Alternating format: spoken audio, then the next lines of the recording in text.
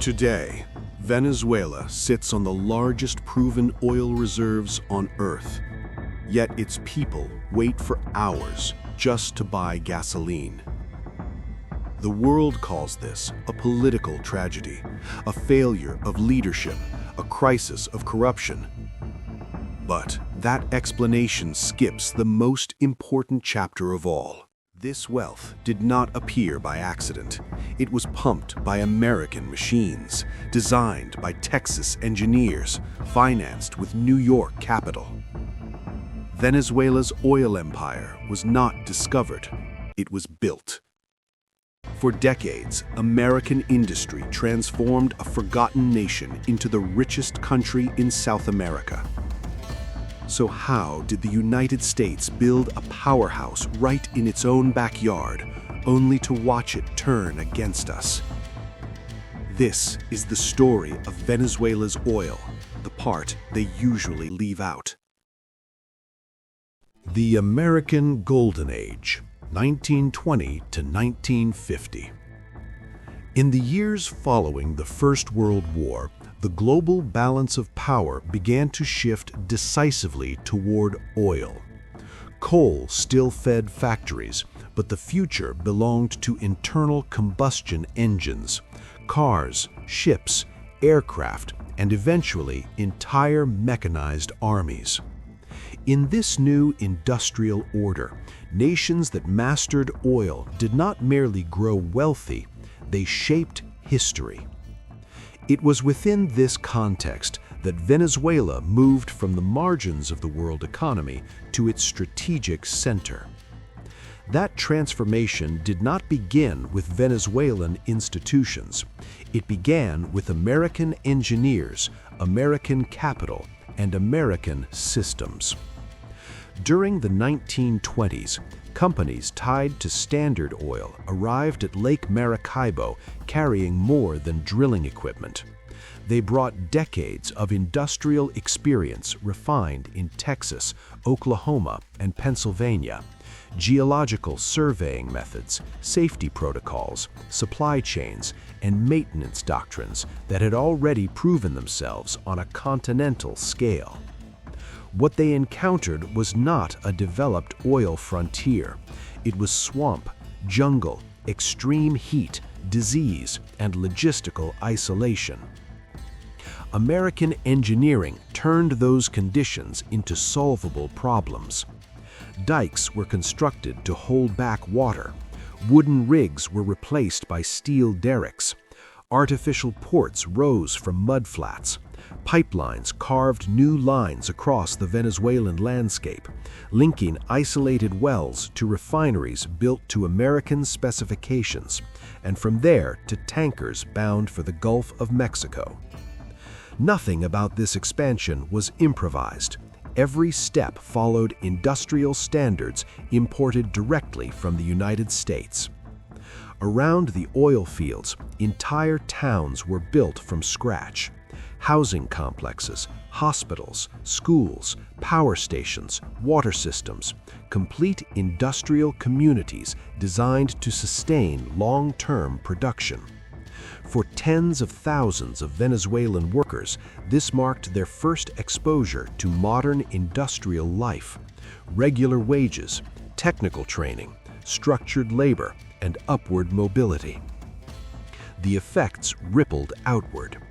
Maracaibo expanded at explosive speed. Caracas transformed into a modern capital. Rail lines, highways, and ports followed the oil. By the late 1930s, Venezuela had become one of the world's largest oil exporters. This was not simply a resource boom. It was a systemic reorganization of an entire nation around industrial production. Every barrel carried more than crude. It carried American methods of scale, discipline, and reliability. By the time the world descended into total war, the infrastructure was already in place. Wells operated continuously. Refineries ran with precision. Tankers departed on schedule. Without headlines or ceremonies, Venezuelan oil, extracted, refined, and transported through American-built systems, became a quiet pillar of Allied endurance. The so-called Golden Age of Venezuelan oil was not an accident of geology. It was the product of deliberate industrial construction. But industrial systems do not exist on their own. They survive only as long as the expertise, maintenance, and discipline behind them remain intact. As wealth accumulated, so did political ambition. And slowly, the question shifted from production to control. In the next chapter, the same oil that fueled prosperity would begin to fuel power, and with it, the forces that would ultimately sever Venezuela from the system that had built it. The war boom, Venezuelan oil and World War II, 1939 to 1945. By the late 1930s, the fields of Lake Maracaibo were no longer just an economic asset. They had become a strategic instrument. When World War II erupted, modern warfare revealed its true nature. Victory no longer depended solely on manpower or courage. It depended on fuel, on the uninterrupted flow of oil capable of moving fleets, powering aircraft, and sustaining mechanized armies across entire continents. The United States understood this reality better than any other nation, and Venezuela stood at the center of that equation. As war engulfed Europe and Asia, Venezuelan oil, extracted through American-built systems and managed with American logistics, flowed north and east at unprecedented volumes. Tankers departed Lake Maracaibo around the clock, carrying crude and refined fuel to refineries along the U.S. Gulf Coast, where it was processed and redistributed across the Allied supply network. This was not a peripheral contribution. It was foundational. American planners viewed Venezuelan oil as a secure hemispheric lifeline, far from Axis bombers, beyond the reach of enemy submarines for much of the war, and capable of sustained high-volume output. While oil fields in the Middle East and Southeast Asia faced disruption, Venezuela offered stability, scale, and reliability. Each convoy represented more than commerce. It represented continuity. Fuel refined from Venezuelan crude powered American tanks rolling across North Africa. It lifted bombers from British airfields. It sustained naval patrols guarding the Atlantic sea lanes. In an industrial war defined by consumption, Venezuela's output helped ensure that Allied machines never fell silent. Behind this flow stood American organization. U.S. engineers expanded refining capacity. Dockyards were modernized. Shipping schedules were synchronized with military demand. Even as German U-boats prowled the Caribbean, American anti-submarine patrols and convoy systems protected the routes that kept oil moving. The result was staggering. During the war years, Venezuela ranked among the top oil suppliers to the Allied cause. Production surged, revenue soared, employment expanded. The country's economy rode the momentum of global conflict, tied directly to the industrial heartbeat of the United States. For Venezuelan leaders, this period reinforced a powerful belief. Oil was not just wealth, it was leverage. And yet, the very success of this arrangement planted the seeds of its undoing. The war demonstrated that oil could decide the fate of nations. It showed that control over energy meant control over power. When peace returned, the question that began to dominate Caracas was no longer how oil was produced, but who truly owned it. In the next block, wartime cooperation gives way to post-war ambition as nationalism rises and Venezuela begins to challenge the very system that had elevated it to global relevance. The winds shifted. Nationalism, OPEC, and Nationalization, 1950 to 1976. When the war ended, Venezuela emerged richer, more confident, and more influential than at any point in its history. Oil revenues flooded the state, cities expanded, political leaders spoke openly of sovereignty, destiny, and control. But beneath the optimism lay a growing resentment. To many in Caracas, the oil fields no longer looked like engines of partnership, they looked like symbols of dependence. The steel still stood, the wells still flowed, yet the command structure, the expertise, the decision-making, the profits remained closely tied to American corporations. Across the post-war world, this sentiment was not unique. From the Middle East to Latin America, a new ideology took hold: resource nationalism. The belief that political independence meant economic control, and that true sovereignty required reclaiming natural wealth from foreign hands. In Venezuela, that belief hardened into policy. By the late 1950s, oil was no longer discussed primarily as an industrial system, but as a political weapon. Production quotas, pricing power, and international leverage became central to national discourse. In 1960, Venezuela joined Iran, Iraq, Saudi Arabia, and Kuwait to form OPEC. This was a turning point.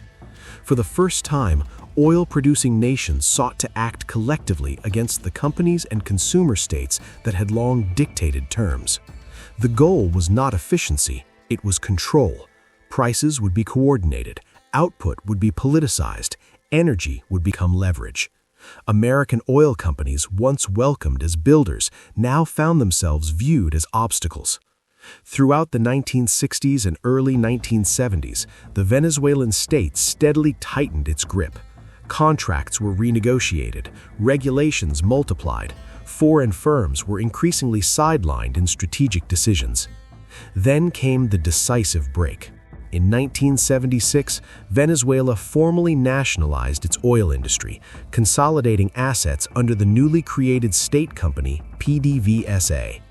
American companies were forced out of the system they had designed, built, and operated for over half a century. At the moment of nationalization, the future looked bright. Oil prices were high, global demand was strong. Venezuela stood atop immense reserves and possessed infrastructure envied across the developing world.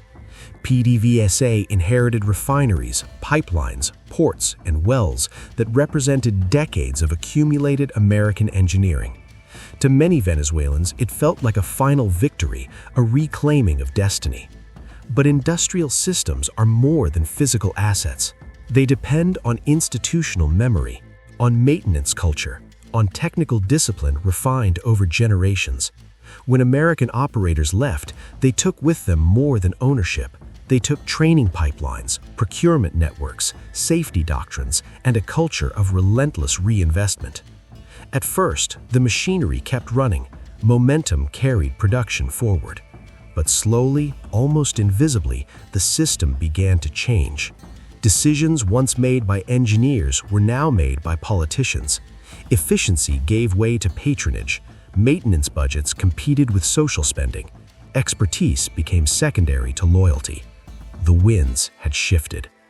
In the next block, the consequences of that shift unfold, not as a sudden collapse, but as a long, grinding decline that transformed the most oil-rich nation on Earth into a cautionary tale of industrial decay. The long decline when systems collapse, 1976 to 2000s. At first, nothing seemed to break. After nationalization, Venezuela still possessed everything that mattered on paper: the wells, the refineries, the pipelines, the ports. Oil continued to flow. Revenues remained high. To the outside world, PDVSA even appeared to be a success story, one of the most technically capable state oil firms in the developing world. But industrial collapse rarely announces itself. It begins quietly, in places that do not make headlines. Oil infrastructure is not static. It demands constant inspection, replacement, calibration, and reinvestment. Pumps wear down, pipelines corrode, refineries require precision maintenance measured in millimeters and hours, not slogans or speeches. Under American management, these demands were non-negotiable. Maintenance budgets were sacred. Downtime was minimized. Expertise was rewarded. Under state control, priorities shifted. Through the 1980s and 1990s, PDVSA became increasingly politicized. Technical promotions gave way to bureaucratic appointments. Long-term reinvestment competed with short-term political spending. Profits were redirected away from infrastructure and toward the state. The machines still worked, but less reliably. The margins grew thinner. Small failures accumulated. In Lake Maracaibo, leaks appeared where pipelines had not been replaced. Refineries suffered unplanned shutdowns. Output stagnated, then slowly declined. Each year, production required more effort, more improvisation, and more compromise. Then came the final rupture. In the late 1990s, oil was no longer just an economic resource. It became the foundation of a political project. Under Hugo Chavez, PDVSA was transformed from an energy company into an instrument of ideology. Experienced managers were purged. Engineers were replaced with loyalists. Technical dissent was treated as political opposition. The consequences were devastating. Without institutional memory, safety standards collapsed. Major accidents multiplied. Refineries once considered world-class fell into disrepair. Production, once measured in millions of barrels per day, fell sharply. By the early 2000s, the decline was no longer invisible. Oil spills scarred Lake Maracaibo. Blackouts struck refineries. Skilled workers fled the country. The industrial system built over half a century, layer by layer, bolt by bolt, was unraveling. What remained was steel without stewardship, infrastructure without systems. This was not the failure of oil, it was the failure of organization. In the final block, the story reaches its present-day conclusion, where the physical legacy of American industry still lies beneath Venezuelan soil, but the system that once sustained it has all but disappeared, leaving behind a lesson written in rust, silence, and scarcity. The legacy lost. Ingenuity versus industry. 2000s to present. In the early 21st century, the paradox became impossible to ignore. Venezuela possessed more proven oil reserves than any nation on Earth. Yet its refineries stood silent, its pipelines leaked, its people waited in line for fuel. This was not the result of depletion. The oil was still there, thick, abundant, unchanged beneath the soil. What was gone was the system. Industrial prosperity does not survive on resources alone. It depends on something far more fragile: continuity. The uninterrupted transmission of expertise, discipline, maintenance culture, and institutional memory. For decades, that continuity had been supplied by American industry. When the system was severed, the physical legacy remained: steel derricks, refineries, ports, pipelines. But the invisible architecture that made them function disappeared. The difference mattered. Where engineers once made decisions, politics now ruled. Where maintenance schedules once dictated shutdowns, ideology dictated priorities. The oil fields became stages for speeches, not systems for production. By the 2010s, Venezuela could no longer reliably refine its own fuel. It imported gasoline despite sitting atop oceans of crude. Blackouts shut down refineries. Skilled workers emigrated. Output collapsed to a fraction of its former strength. The collapse shocked the world, but it should not have. This was not a mystery of economics, it was a lesson in systems. The United States had not simply invested in Venezuela, it had implanted an industrial civilization, methods refined in American factories, rail yards, and oil fields over generations. When that system was dismantled, prosperity did not adapt. It vanished. Today, the rusting machines around Lake Maracaibo still bear silent witness to what once existed. Many carry plates stamped "Made in USA." They are reminders that wealth can be built, but it must be maintained.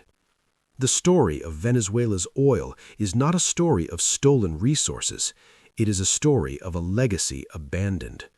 A reminder that industry rewards discipline, not slogans, that prosperity is engineered, not declared, and that systems, once broken, do not forgive.